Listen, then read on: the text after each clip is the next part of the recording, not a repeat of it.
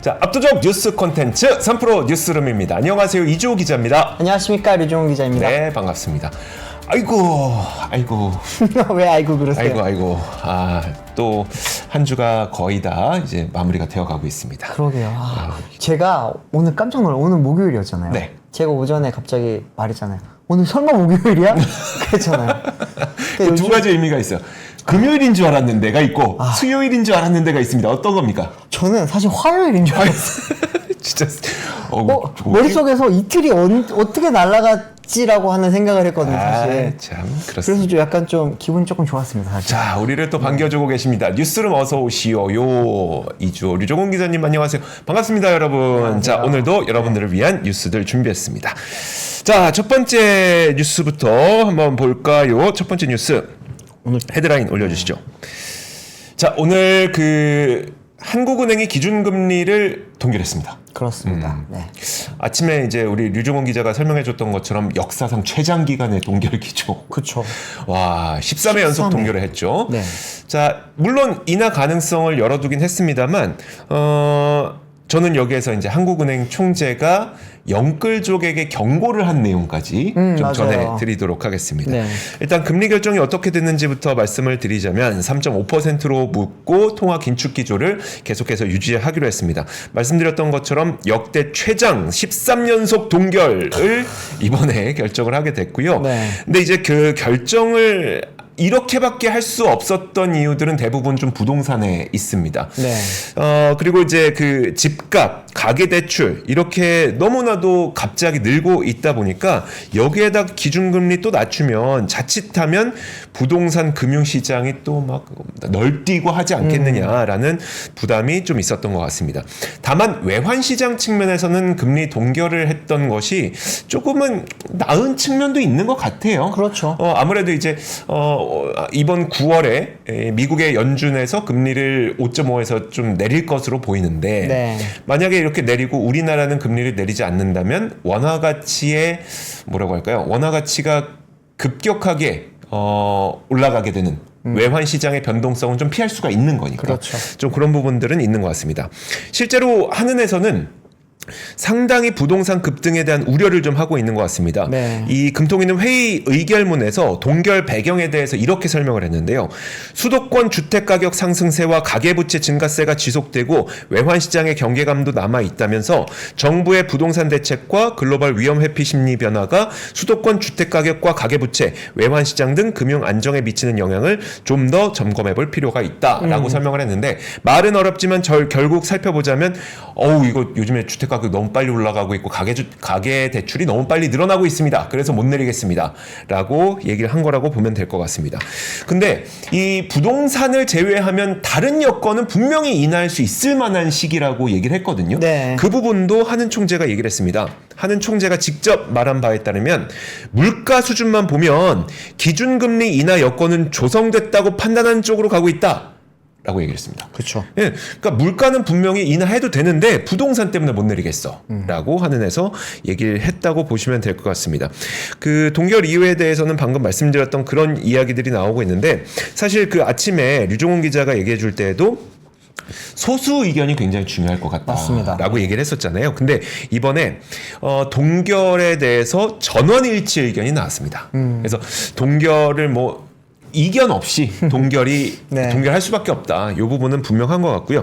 다만 내부 논의에서 금통위원 6명 중 4명이 향후 3개월 내에 기준금리 인하 가능성을 열어둬야 된다는 이야기를 했다고 합니다. 이게 지난 7월 금통위 때의 그 소수 의견 2명에서 4명으로 늘어난 거기 때문에 분명하게 인하 깜빡이는 켜졌습니다. 하지만 맞습니다. 여전히 부동산 급증이 투자 급증이 문제가 된다. 또 한 가지 문제가 뭐가 있었냐면 이겁니다. 내수는 부진하다는 겁니다. 그래서 한은이 올해 성장률 전망치를 기존 2.5%에서 2.4%로 내렸거든요. 맞습니다. 예. 물가 내려가서 인하해야 되는데 부동산 때문에 인하 못하겠네 라는 이야기를 한은에서 굉장히 분명하게 오늘 했다고 보시면 될 것 같고요. 네. 그러면서 한은 총재가 오늘 이런 말도 했습니다. 정부 대출을 통해서 주택을 구입하는 영끌족을 향해서 이번 정부의 주택 공급 대책이 굉장히 현실적이고 과감하다는 점을 고려해야 된다라고 얘기한 거는 네. 함부로 집 샀다가 괜히 이자 부담 때문에 힘들지 마라 라는 이야기를 좀 했다고 보시면 될 것 같습니다. 그러면서 국회를 통해서 정부의 부동산 공급 대책이 실현되길 바라고 이는 부동산 가격이 계속 올라가는 데에 대한 제약이 될 수 있다. 그리고 이번에 엊그제 발표됐었던 스트레스 DSR 적용 등 정부의 수요 정책은 분명히 고려해야 될 상황이다. 그렇기 때문에 금리가 예전처럼 내려가서 영끌에 대한 부담이 적을 거라고 생각하지 마라. 라고 얘기를 했습니다. 근데 이렇게 얘기하면 네. 사실 이게 부동산 가격을 한국은행 총재가 얘기할 건 아니긴 한데 그렇죠. 얘기할 건 아니긴 한데 워낙 금리를 인하할 여건이 조성됐지만 우리가 인하하지 못하는 이유에 대해서 얘기하다 보니까 이제 부동산에 대해서 얘기를 한 거고 네. 근데 이렇게 한다고 집값이 과연 안정될 수 있을까요? 너무 어려울 것 같아요. 오늘 이제 금통위원들이 했던 이야기 중에 하나도 이제는 부동산으로 자산 증식을 하는 거는 한번 고리를 끊을 때가 됐다라는 이야기를 했잖아요. 네. 그런 이야기 자체가 이제 어쩌면 지금 오늘 말할 때 보면은 깜빡이는 켰거든요. 네. 우리가 이제는 금리 인하 쪽으로 가야 될 시기는 된 것 같다라는 말을 하면서도 이 고리를 끊기 위해서 지금 단순히 스트레스 DSR만으로 될까? 아닐 수도 있겠다. 그러니까요. 그렇다 보면은 이제 아무래도 금통위 쪽에서도 다른 또 전략을 또 정부가 또 논의를 할 수 있지 않을까 네. 그런 생각이 들었습니다. 사실 오늘 이창규 총재의 말 중에서 정부의 정책을 지금 좀 함부로 보지 말라는 식의 약간은 보면은 네. 경고를 줬거든요. 근데 지금 아시겠지만 88 대책 같은 경우에는 사실은 표면적으로는 공급을 확대를 하면서 부동산 안정화를 가고 있는 거지만 실질적으로 살펴보면은 부동산 가격이 특히나 이제 수도권 중에서도 서울 가격이 많이 올라갈 많이 가능성이 올랐죠. 조금 네. 보였습니다, 사실. 근데 대체적으로 이제 보면은 뭐 압구정이라든지 여의도, 목동 이런 이제 흔히 말하는 재개발 단지들이 조금 지금 많이 안고 있던 그런 문제라든지 그런 민원 사항들이 이번에 국회만 통과하게 되면 다 해소되는 상황이거든요. 네. 그렇게 되면 공급은 확대될 수 있지만 비싼 집만 공급이 확대되다 보면 이게 과연 부동산 안정화에 도움이 될까라고 하는 그런 지적들이 많이 나오고 있는 상황에서 네네. 오늘 이창규 총재의 말을 봤을 때는 아무래도 이제 그런 88 대책 말고도 세부적인 사항들이 조금 더 논의가 될 수도 있지 않겠냐라고 하는 걸 좀 저는 그런 생각이 들었습니다. 사실 지금 허밍수님께서 부동산 투기 때문에 대다수가 희생하는 게 맞냐? 사실 여기에는 실제 희생이 있긴 있습니다. 왜냐하면 네. 금리를 인하하지 못함으로써 지금 고금리 때문에 힘들어하고 있는 이 자영업자분들도 계실 거고 많죠. 그 외에 네. 정말 수많은 분들이 금리 때문에 많은 힘든 시간을 겪고 계시고 네. 사실 우리가 뭐 부동산 PF 좀 과열해도 됐다는 어떤 그 사업성을 제대로 판단하지 못하는 그런 측면도 분명 있긴 있습니다만 네네. 금리의 영향도 굉장히 많이 받고 있고 분양 시장, 재건축 시장 모든 것들이 다 금리의 영향을 받고 있기 때문에 맞는 말씀이시긴 한데 결국 이렇게 만약에 그 생각을 안 하고 우리가 부동산 시장을 생각을 안 하고 금리를 만약에 인하하게 됐을 때 발생하게 되는 그 부작용들 거기서 또 나오게 되는 예상하기 어려운 사회적 비용 이런 걸 생각하면 네. 또 이제 어쩔 수 없이 이런 방식으로 할 수밖에 없는 상황이긴 하거든요. 네. 그러다 보니까 저희도 좀 답답합니다. 그래서 좀 미세 대책들이 잘 나와서 집값을 좀 잡아줬으면 좋겠다는 생각이 드는데 네. 그게 참 어려운 상황이기 때문에 저희도 좀 깝깝한 그런 상황입니다. 네, 다음 뉴스는 그러면 바로 지금 왜 이렇게 우리가 부동산 이야기를 많이 하느냐? 네. 많이 할 수밖에 없습니다. 지금 바로 좀 헤드라인 띄워주십시오. 보시면 서울 아파트 값이 이제 22주 연속 상승을 하고 있습니다. 네. 또 이제 서울 전셋값 같은 경우에도 지금 66주 연속 상승이 나왔습니다. 아시겠지만 1년이 보통 52주잖아요. 네. 그러면 지금 1년 하고도 거의 이제 한 3개월 정도 그러니까요. 15개월 연속 지금 상승을 보이고 있다라고 보시면 되는 상황입니다. 그만큼 지금 부동산이 좀 활황이라고 볼 수 있을 정도로 네. 가격이 지금 많이 오르고 있다고 합니다. 좀 표를 먼저 띄워주시면 그거 보면서 말씀드리겠습니다. 오늘 이제 한국부동산원이 발표한 주간 아파트 동향에 따르면은 이번 주 이제 이달 셋째 주 기준으로 서울 집값은 전주 대비 0.28% 올랐습니다. 서울만 지금 빨간색으로 보이고 있죠. 네. 이 같은 경우에는 전주에 이제 0.32% 올랐던 것보다는 상승폭은 조금 줄었지만 여전히 계속 오름세를 유지를 하면서 22주 연속 상승을 했다라는 겁니다. 특히나 이제 강남권을 중심으로 좀 집값이 많이 뛰었다고 하는데 서초구가 0.59% 올랐고요. 여기는 이제 반포동이라든지 잠원동 같은 아파트 단지들이 지금 거래가 많이 활발해지고 있다 보니까 그만큼 가격이 많이 올랐다고 합니다. 뭐 세부적인 그 아파트 중에서도 뭐 반포 힐스테이트 같은 경우에는 이제 뭐 한 2주 만에 1억이 또 올랐다고 하고요. 잠원동에 있는 뭐 신반포 자이는 뭐 3억이 올랐다고 합니다. 이게 참 저 이런 이야기 들을 때마다 우리는 1억을 모으려면 얼마나 해야 됩니까? 몇 년 동안 몇 정말 년 모아야 됩니까? 네, 몇 년 동안 진짜 먹을 거 못 먹으면서 먹어야 되는데 여기는 2주 만에 이렇게 1억이 오른다고 하는 그런 일들이 나오다 보니까 아무래도 이제 한국은행 그런 이제 전략가라든지 네. 정책 같은 것들도 그런 데 많이 영향을 받는 게 아닐까 싶습니다. 강남구 같은 경우에는 0.39%가 올랐습니다. 여기 강남구는 아시겠지만 뭐 개포동이라든지 뭐 여러 비싼 지역이 많잖아요. 네. 개포동은 지금 신축 아파트들이 계속 활발하게 거래가 되고 있고 또 이제 압구정동 같은 경우에는 지금 재건축 아파트들이 8월 8일 대책 이후에 다시 좀 많이 거래가 나타나고 있다고 합니다. 사실 아시겠지만 압구정 아파트들은 가격이 사실 우리가 좀 쳐다보기 힘들 정도의 가격인데도 그렇죠. 이제는 거래가 된다는 거 보면은 참 신기합니다, 진짜. 네. 그리고 이제 성동구 같은 경우에도 많이 올랐다고 하고요. 다시 좀 띄워주시면 다른 지역으로 한번 보시면은 이제 인천이 0.15%, 경기가 0.11%, 또 이렇게 좀 다른 지역들도 많이 오르고 있는 상황입니다. 네. 뭐 역시 대구 같은 경우는 여전히 이제 0.1% 내리면서 계속 지금 내림세를 보이고 있고요. 제주도도 0.05%, 경남이 0.02% 내렸습니다. 전세값 같은 경우에는 보시면은 서울이 0.2% 상승을 했고요. 인천이 한동안 공급이 많았었는데 이제 다시 이제 그게 공급이 어느 정도 지금 뭐 쉽게 말하면 입주가 어느 정도 완료가 되다 보니까 네. 다시 전세가가 조금씩 많이 오르고 있다고 합니다. 0.23% 올랐고 경기도 0.12%가 올랐습니다. 대구 같은 경우에는 전세도 지금 안 좋습니다. 대구 뭐 말씀 안 드려도 아시겠죠. 미분양 때문에 지금 뭐 매매뿐만 아니라 전세도 빠지고 있고 경북, 제주 다 지금 빠지고 있는 상황이라고 합니다. 전문가들 같은 경우에는 이렇게 지금 많이 오르는 이유 중에 하나로 아까 말씀드렸던 스트레스 DSR을 지금 좀 이유를 들고 있습니다. 특수 네. 상황이라고 좀 보는 건데 어떤 거냐 하면 원래 스트레스 DSR 2단계 같은 경우에는 7월 달에 시행이 됐어야 되는 정책입니다. 네. 그런데 이제 그때 7월 달에 시행되기 직전에 5월, 6월에 당시 갑자기 많이 올랐거든요. 네. 스트레스 DSR 2단계가 되면은 우리가 대출 받을 수 있는 돈이 주니까 빨리 삽시다라고 했다가 이게 9월로 미뤄졌습니다. 네. 이제 다음 달 시행을 하는데 그 시행을 앞두고서 지금 다시 수요들이 몰리고 있다라고 하는 그런 분석들이 나오고 있습니다. 그래서 제가 그러면 스트레스 DSR이 어떻게 지금 영향을 미치는지를 한번 연합뉴스에서 정리가 잘 되어 있는 게 있어서 한번 가져와 봤는데요. 표 네. 하나 띄워 주십시오. 보시면은 지금 이제 스트레스 DSR이 1단계, 2단계 이렇게 지금 나눠져 있습니다. 1단계는 2월 달에 이미 한번 시행이 됐고요. 2단계가 9월 달부터 시행을 하는 겁니다.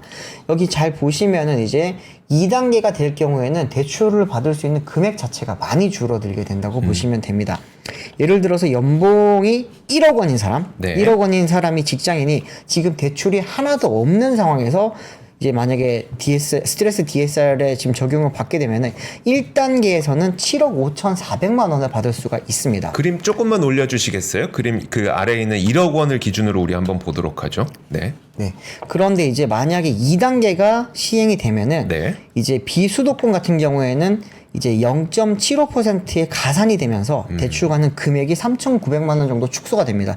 그러면 7억 1,500만 원 지금 받을 수 있게 되는데 이 문제는 지금 2단계를 시행 시기가 조금 늦어지면서 수도권과 비수도권의 차별을 뒀습니다. 네. 수도권 같은 경우에는 가산으로 지금 적용되는 것이 1.2%입니다. 그렇죠. 비수도권보다 0.45%포인트가 더 많게 되는 건데 이렇게 되면 대출 한도 자체가 6억 7,200만 원으로 지금보다 8,200만 원 줄어들게 되는 상황이라고 보시면 됩니다. 쉽게 말하면 내가 연봉 1억인데 집을 네. 살 때 40년 동안 대출을 받는 걸 원리금 균등분할 상환 방식으로 이렇게 받게 될 경우에 이럴 때 이제 7억 5천만 원까지 받을 수 있었던 것이 6억 7천만 원을 확 줄게 되다 보니까 이러면은 내가 집을 살 때 이제 어쨌든 대출 금액이 줄어들게 되다 보니 미리 지금 빨리 사야겠다 네. 하는 수요들이 지금 많이 몰리면서 이렇게 지금 집값이 많이 요동치고 있지 않나라고 하는 그런 분석들이 나오고 있다고 보시면 됩니다. 알겠습니다. 그러니까 이제 어쨌든 스트레스 DSR 도입은 원래 예정이 되어 있었던 거잖아요. 그렇죠. 그리고 네. 금리 인하가 될 거라는 기대감도 시점은 모르지만 다들 생각은 하고 있었던 네네. 거고. 그런데 이제 그 스트레스 DSR 도입 직전이 되고 금리 인하 기대감이 있자 사람들이 그때 좀 많이 몰렸다라고 네. 볼 수 있겠네요. 그럼 좀 하반기가 되면은 이게 좀 약간 풀렸으면 좋겠다는 생각이 있긴 있습니다. 네네. 집 없는 사람으로서. 이게 참 묘한 것 같아요. 보시면은 스트레스 DSR을 시행을 하잖아요. 네. 그러면 대출을 받을 수 있는 금액 자체가 줄다 보니까 수요가 조금 줄 수 있거든요. 네. 그런데 만약에 9월 달에 기준금리를 내립니다. 기준금리를 내리게 되면은 대출금리도 떨어지게 되죠. 떨어지죠. 네. 그렇게 되면 이제 사람들이 이제는 금리가 인하가 됐으니까 네. 집을 사야겠구나라고 하는 수요가 다시 살아날 수도 있을 거예요. 근데 이게 제가 아침에도 잠깐 말씀드렸지만 이게 요즘 이 집을 살 때 주담대만 받는 게 아니고요. 이제는 신용대출이라든지 다른 것도 다들 많이 받거든요. 네. 그렇게 되다 보니까 DSR이라고 하는 게 지금 이 모든 것에 대한 부채에 대해서 상환 비율을 지금 그쵸. 나누는 건데 여기에 보면 이제 지금 계속해서 뭐 빈 곳이 있었습니다. 예를 네. 들면 보험이라든지 아니면은 뭐 다른 금융권 뭐 이런 부분에서 받는 것들도 지금 아직까지 좀 빈틈이 있었는데 이런 것들도 차츰차츰 메워가겠다고 하는 게 지금 3단계거든요. 네. 지금 3단계가 시행되기 전에 또 그러면은 수요가 몰리지 않을까라고 하는 그런 지금 뭐 우려도 나오고 있고요. 또 최근에 이제 전세 같은 경우에도 지금 많이 또 네. 잠그고 있지 않습니까? 전세 대출도. 이러다 보니까 오히려 지금 서민들이 더 불편해지고 있다라고 하는 그런 지적들도 많이 나오고 있기 때문에 시중은행 하는 정부 모두 지금 머리가 아플 것 같습니다. 어쩌면 사실 시중은행은 네. 웃고 있을 것 같아요. 제가 그래서 저희 그 얘기 되게 많이 했었잖아요. 시중은행은 지금 그 금융당국의 압박에 어쩔 수 없이 금리를 올리고 있고 네. 시장금리는 떨어져서 예금금리는 뭐 시장금리 떨어지니까 예금금리 낮추고 네. 그러다 보니까 돈 진짜 많이 벌겠다 그랬잖아요. 네. 제가 오늘 그래서 우리 하나 신한 주가를 좀 봤거든요. 네네. 거의 뭐 사상 최고가 근처 아니면 52주 신고가 근처입니다, 다들. 이야. 그래서 이게 돈 버는 거는 다들 알고 계셨구나 라는 그렇구나. 생각을 좀 하게 됐습니다. 저희는 맨날 뉴스만 전하고 참 이렇게 주식 살 생각은 못 하고 있네요, 진짜. 정말 취재는 열심히 하면서 투자 안 하는 직종이 바로 기자들인 것 같습니다. 저희는 좋은 소식을 들으면은 네. 이제 뇌 구조가 다른 것 같아요. 투자하시는 분들은 좋은 소식을 딱 들으면은 그래 여기에 수혜주가 뭐야 사야지 생각을 하잖아요. 네네. 저희는 빨리 기사 써야지. 전해야지. 빨리 뉴스 해야지. 어떻게 하면 단독해야지. 또 재밌게 할까? 막 이런 생각만 것들. 하니까 저희는 그래서 돈을 못 버나 봅니다. 자, 그렇습니다. 그리고 그러면 다음 뉴스 한번 보도록 하겠습니다. 이거 오늘 아침에도 이제 박병창 이사님이 그 얘기를 했었어요. ST팜에서 어제 뭔가 안내문을 내놨는데 블록버스터 신약의 원료 공급사로 선정이 됐다. 근데 이거 왜 공시를 안 하고 안내문을 내냐? 이게 좀 사실인지 아닌지 확인이 좀 필요할 것 같다라고 해서 제가 사실관계 확인을 좀 해봤습니다. 일단 그 내용부터 보시죠. 이거 제약바이오에 관심 있으신 분들은 모르시는 분이 없으실 거고 그러니까 모르시는 분들은 좀 약간의 설명이 좀 필요할 것 같아서요. 어제 ST팜이 어떤 안내문을 홈페이지에다 게시를 했냐면 ST팜이 연간 수조 원 이상의 글로벌 매출을 올리는 블록버스터 신약의 원료 의약품 공급사로 선정이 되었습니다. 그러면서 이게 중국에서 원료를 공급받았으나 생물보안법의 영향으로 ST팜이 대체 원료 공급사로 선정되어 2025년 시생산 원료 공급을 시작으로 향후 생물보안법이 통과되면 공급 물량이 증가할 수 있을 것으로 기대됩니다. 라고 쓰여 있었습니다. 사실 저도 이거 딱 보고 이거 굉장히 어떻게 보면 큰 건이잖아요. 그러면 이렇게 큰 건이면은 당연히 공시를 해야 될 것 같은데 왜 공시를 안 하고 이렇게 홈페이지 안내문으로 했는지에 대해서 좀 궁금증이 있었는데 사실관계를 좀 확인을 해보니까 만약에 우리가 공시를 하려면은 어떤 계약이 성사가 되고 그 계약에 대한 금액이 적혀 있어야 되는데 이건 원료 공급사로 선정이 있던 거기 때문에 계약 금액이 그러니까 계약 금액이 나와 있지 않은 거예요. 그러다 보니까 이걸 공시로 할 수 없고 안내문으로 올린 건데 네네. 사실 왜 그럴 수밖에 없는지를 보면은 이 CMO라고 하는 그 업 자체의 특성이 좀 있습니다. 그러니까 네. 의약품이잖아요. 의약품을 생산을 맡기고 그 생산의 결과물을 제약사가 받아서 그 의약품을 판매를 하는 건데 네. 그러면 그 CMO 기업에게 어떤 식으로 하냐면 먼저는 처음으로는 레시피를 줍니다. 이렇게 만들어 주세요. 네. 근데 약이라고 하는 게 레시피를 딱 주고 뭐 설탕 한 스푼, 뭐 소금 한 스푼 딱 넣어서 만들어도 그 결과물이 안 나온다고 합니다. 의약품이라는 게 원래 좀 특성이 그래서 특히 이게 저분자 화합물이라고 해서 그런 거잖아요. 네. 그러면은 이걸 어떻게 하냐면은 일단 레시피를 주고 기술 이전을 하는 거죠. 기술 이전을 한 다음에 네. 시생산품을 만들어서 이렇게 의뢰 업체에다 줍니다. 네. 나오는지 안 나오는지 확인하고 안 나오면 뭐가 문제인지를 확인해서 다시 조율해서 다시 만들고 다시 확인하고 다시 만들고 다시 확인하고 다시 만들고 다시 확인하고 다시 만들고 이 과정이 수개월이 걸립니다.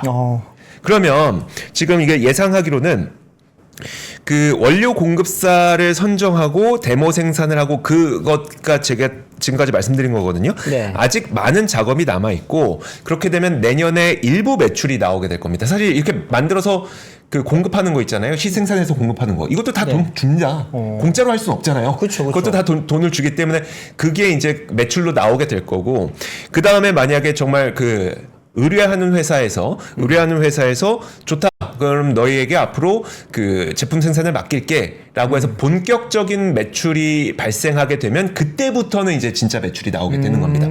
그 시점이 아무래도 한 2026년 정도가 될 것으로 지금 전망이 되고 있는 상태예요. 그러면 이 내용은 사실이나 실제 본격적인 매출로 이루어지게 되는 그 시점은 2026년 정도가 될 수도 있다. 이런 부분들을 좀 확인을 하게 됐습니다.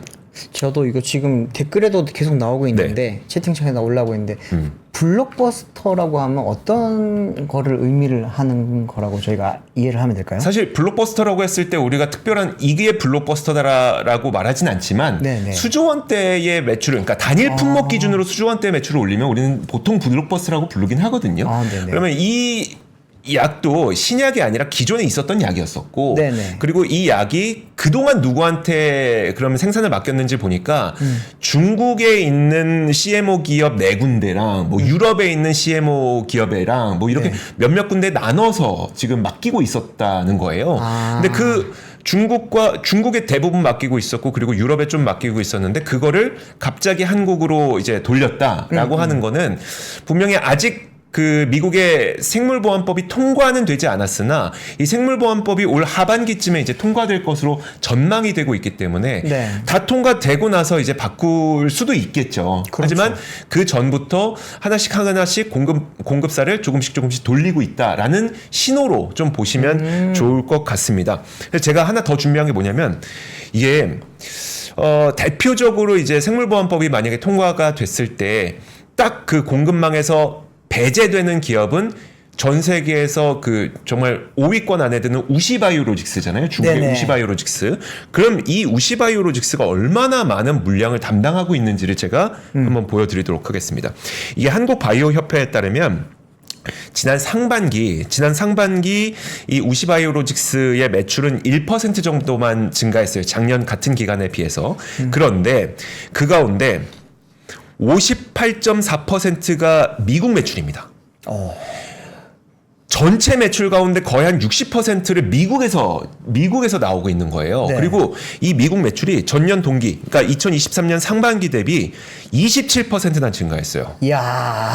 분명히 생물보안법이 통과될 거라는 이야기가 나오고 있음에도 불구하고 지금 미국에서의 매출이 엄청나게 증가하고 있거든요. 그렇네요, 진짜. 그러면 이 물량이 사실 생물보안법이 정말 이제 통과가 되고 이게 물론 국방수권법에 포함될지 안 될지는 우리가 조금 더 지켜봐야 됩니다만 어쨌든 보안법이 통과하게 되면은 이 부분 가운데 일정 물량을 결국은 우시가 아닌 다른 곳으로 돌려야 되거든요. 그러니까 네네. 우시가 갖고 있었던 어마어마한 물량 가운데 일부 물량을 계속 돌려야 되는 상황이 오게 되기 때문에 네. 분명히 우리나라에서 정말 삼성바이오로직스라든지 셀트리온이라든지 아니면 이번에 그 안내문을 올린 것처럼 ST팜이라든지 뭐 약에 따라서 다르겠습니다만 네. 한국에 맡길 가능성은 확실히 좀 높아지고 있는 것은 분명한 것 같습니다.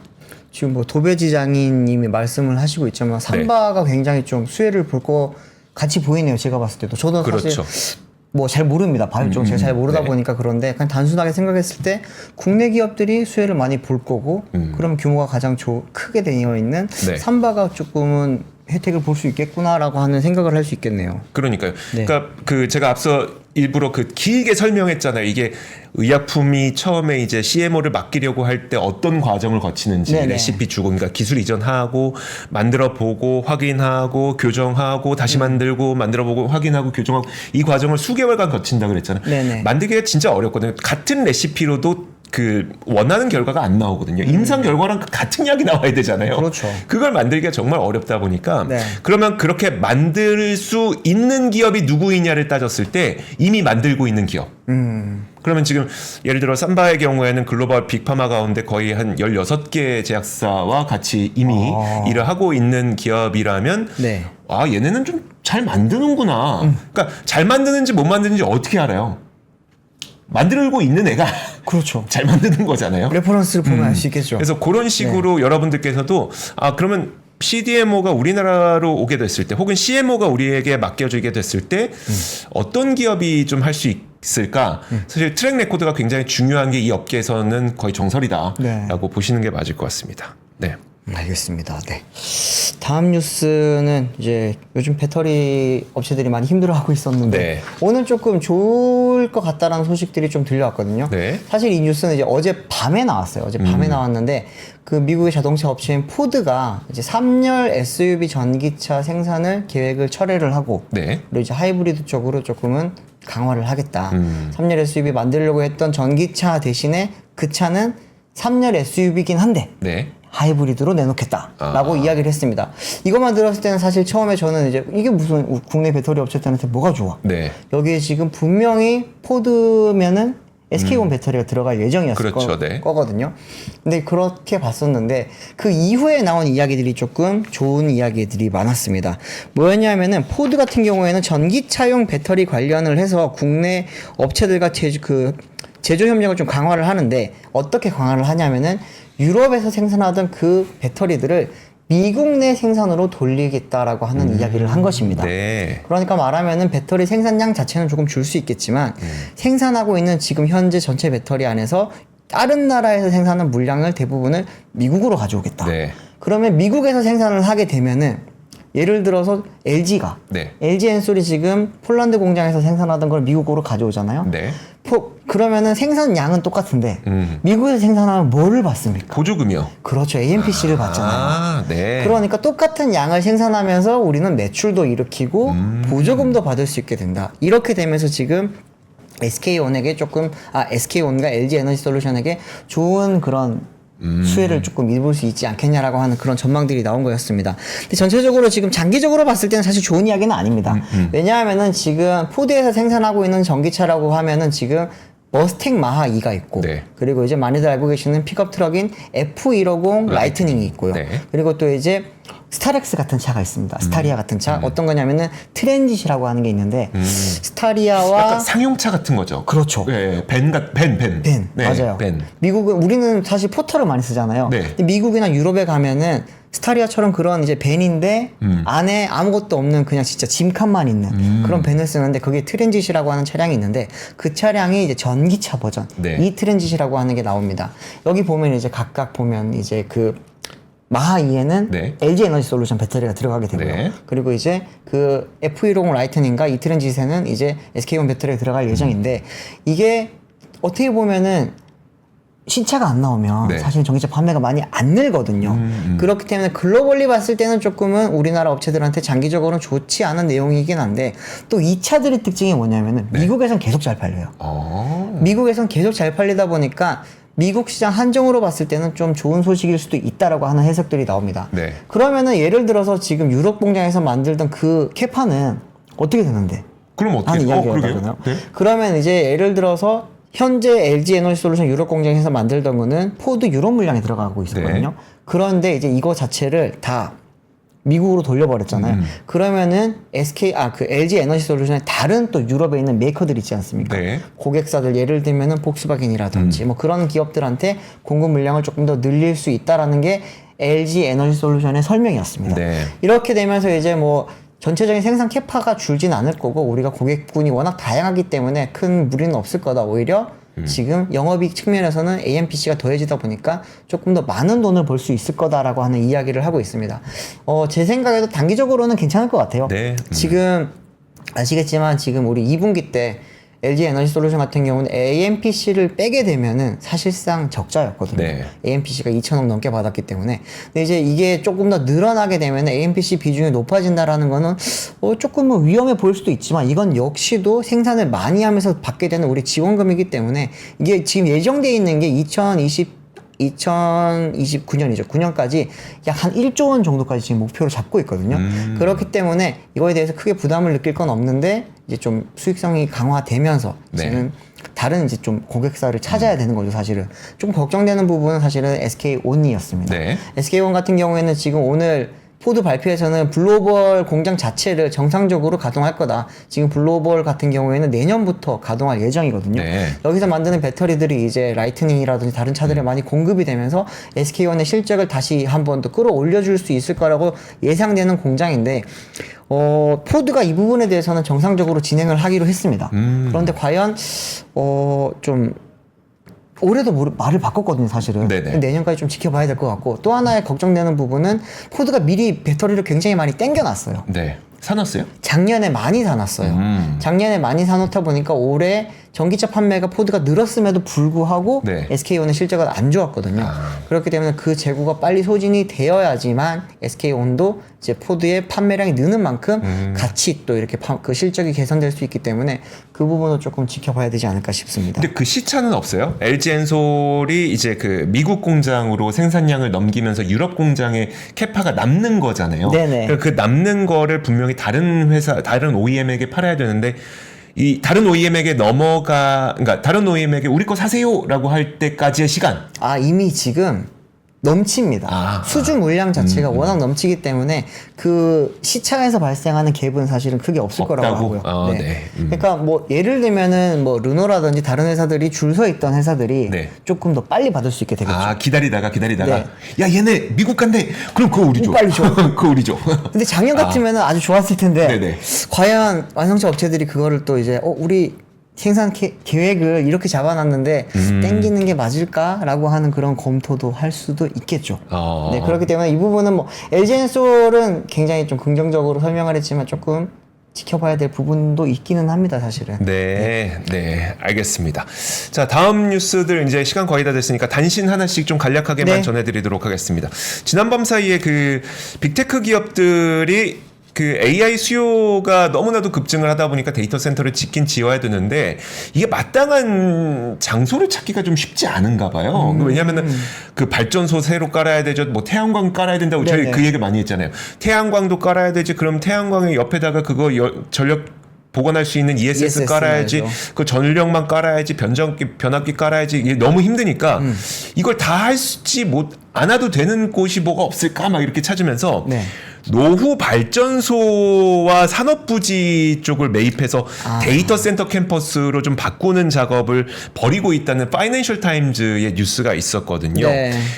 마이크로소프트, 구글, 아마존 이런 빅테크들이 이런 현상들이 좀 나타나고 있다고 합니다. 그래서 파이낸셜 타임즈에서는 부동산 리서치 업체들을 취재를 해서 관련 내용이 지금 그런 트렌드가 일어나고 있다고 하니까 일단 첫 번째로는 저는 이제 여기서 볼 수 있는 게 전력망에 대한 수요가 굉장히 크구나라는 게 첫 번째가 있고 그 두 번째로 좀 생각해 볼 수 있는 건 약간 우리가 반대편을 생각해서 발전소나 이런 걸 하면은 우리가 좀 그 전력망 수요가 약간 속도 조절이 있을 수도 있는 건가? 이런 부분도 한번 생각해 봐야 되지 않을까라는 생각이 들어서 한번 단신으로 전해드렸습니다. 네.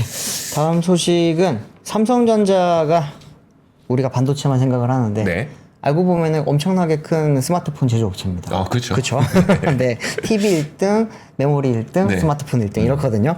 근데 이제 2분기 때도 보면은 이제 글로벌 스마트폰 점유율 1위를 기록을 했다라고 합니다.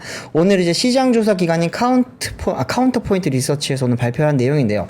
삼성전자는 2분기 전 세계 스마트폰 시장에서 출하량 기준으로 19%의 점유율을 기록을 하면서 1위를 차지했다고 합니다. 자, 화면 보여주시죠. 네, 화면 맨 띄워주십시오. 아래에 있습니다. 네. 네. 평균 판매 단가와 출하량이 모두 성장하면서 매출액이 작년 2분기 대비 5% 성장을 했다고 하고요.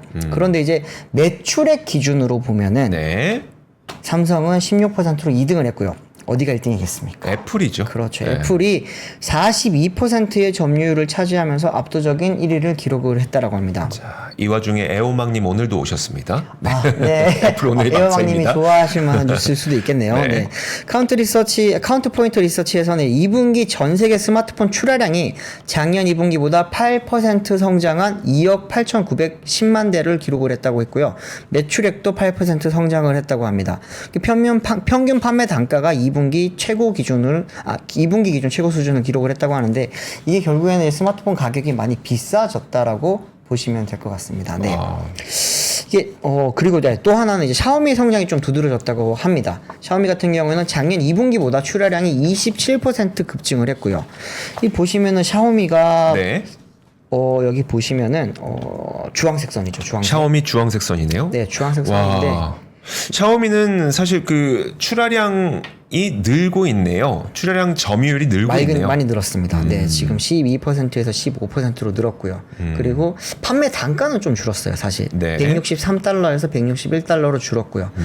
제가 참 이걸 볼 때마다 느끼는데 저는 갤럭시가 우리나라에서 많이 좀 많이 저희가 접하다 보니까 네. 우리는 비싼 폰 위주로 보잖아요. 그렇죠. 뭐 이제 폴더블 폰이라든지 아니면 그죠. 폴더도 있고 플립도 있고 네. 또 이제 그 S 시리즈 S 시리즈. 비싸잖아요, 사실. 뭐 거의 아이폰이랑 크게 차이가 없을 정도로 비싼 걸로 알고 있는데. 폴더블은 오히려 그 아이폰 엔트리 모델 있잖아요. 아이폰 프로 모델보다도 폴더블 폰은 더 비싸죠. 네, 아무래도 디스플레이도 많이 들어가고 하다 보니까. 그쵸. 그런데 이렇게 단가 기준으로 봤을 때 이렇게 좀 차이가 많이 나는 걸 보면서 해외에서는 그러면은 그 싼 모델만 팔리는 건가? 아니면은 아무래도 우리나라 그러니까 그 동남아시아라든지 그 인도 태평양 지역에 있는 수많은 우리가 그 개발도상 국가라고 네네. 부르는 그런 쪽에서는 삼성폰의 이제 보급형 버전을 굉장히 많이 쓰긴 하니까 네. 분명히 출하량 기준으로는 우리나라가 1등, 삼성이 1등을 하고 있지만 아무래도 또 이제 애플의 경우에는 되게 모델이 단조롭잖아요. 그쵸. 딱 4개밖에 없잖아요. 그래서 좀 비싼 모델 4개밖에 없고 그걸로 이제 또 이제 선진국 쪽에서 굉장히 많은 매출을 올리고 있어서 가격 측면에서의 차이와 시장 점유율과 그 다음에 출하량 측면에서의 점유율 차이는 좀 상당히 나오고 있는 게 아닌가 싶어요. 또 저는 이걸 보면서 3분기가 조금 기대가 됐거든요. 사실은. 3분기. 네. 이번에 3분기 때 아시겠지만 프랑스 올림픽에 맞춰서 삼성이 또 폴더블 폰을 또 새롭게 다 냈잖아요. 네. 아시겠지만 폴더블 폰은 단가가 높아요. 아까도 맞아요. 말했지만 그러면은 이제 점유율도 계속 이어서 갈 거고 신제품이 나왔으니까요. 네. 그리고 단가가 높으니까 이제는 매출액 기준으로도 조금은 점유율을 높일 수 있지 않을까라고 하는 생각이 좀 개인적으로는 들었습니다. 네, 그러니까요. 아이폰은 4분기에 나오잖아요. 아이폰 4분기인가요? 한 9, 10월쯤 나오죠. 네, 9, 10월쯤 나오니까 3분기 내지는 4분기 나올 텐데 아마 매출은 4분기 때 찍히겠죠. 그렇겠죠. 네, 매출은 4분기 때 찍힐 테니까 이게 참 그 우리 보시는 분들이 애플과 같이 미국 주식에 또 투자를 많이 하니까 무작정 야 삼성 잘 돼야 돼라고 얘기하기도 좀 뭐하고 그렇다고 뭐 애플 잘 돼야 돼라고 얘기하기에는 또 우리나라에 삼성전자 투자하고 계시는 분들 구독자분들도 많으시니까 또 뭐 저희는 편들려고 뉴스하는 건 아니긴 한데 좀 이렇게 그런 부담감이 있다라는 정도만 좀 알아주시면 좋을 것 같습니다. 요즘엔 A 시리즈도 비싸요. 사실 저도 사실 그 우리가 직장 생활 하는 분들은 대부분 S 시리즈를 좀 많이 쓰시는 것 같긴 한데 네. 뭐 핸드폰에 특별한 애착이나 그런 거 없으신 분들은 보급형 A 시리즈도 많이 쓰시고 계시거든요. 네네. 뭐 저희 와이프도 사실 와이프 아니구나. 저희 장모님. 네. 장모님도 A 시리즈 쓰시고 계시고 아들도 A 시리즈 쓰고 있는데 네. 이게 참 그것도 많이 비싸졌다고 하네요. 어허. 그러게 예전에 A 시리즈 하면 효도폰으로 좀 많이들 그러니까요. 유명했었잖아요. 네. 많이 비싸졌군요. 네. 다 오르네요, 진짜. 갑자기 슬퍼지네. 월급 빼고 다 오르는 것 같아서. 좋습니다. 오늘 저희가 준비한 뉴스는 다 전해드렸습니다. 네. 자, 저희는 여기서 오늘 시간을 마치도록 하겠고요. 이어지는 박근영 부장의 데일리 힌트도 여러분들 많은 사랑 부탁드리도록 하겠습니다. 저희는 내일 금요일 이 시간에 찾아오도록 할게요. 고맙습니다. 감사합니다. 박근영, 이선영, 사경인, 염승환 투자 마스터들의 세심한 케어로 건강한 투자 습관을 만드세요. 3프로 멤버십 3프로 앱에서 확인하세요.